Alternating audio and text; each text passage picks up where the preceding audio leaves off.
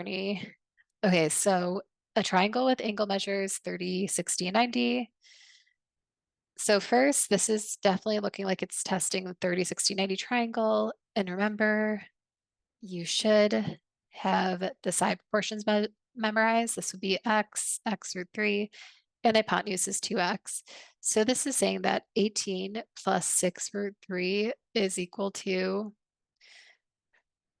3x plus x root 3. And it says, what is the longest side of the triangle? Well, the longest side would be the hypotenuse. Hypotenuse. And well, looking at this, I can actually see that it's the x value would be 6 because that would be give me 18, and this would be 6 root 3.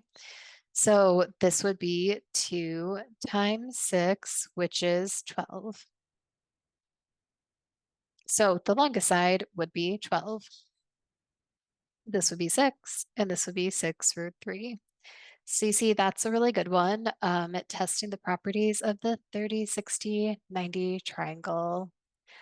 Oh my. Hi guys, I'm Jackie. Thank you so much for watching this video. Please be sure to like, comment, rate, and subscribe if you like this video and you want to keep getting more amazing SAT questions. Thank you again and have an amazing day.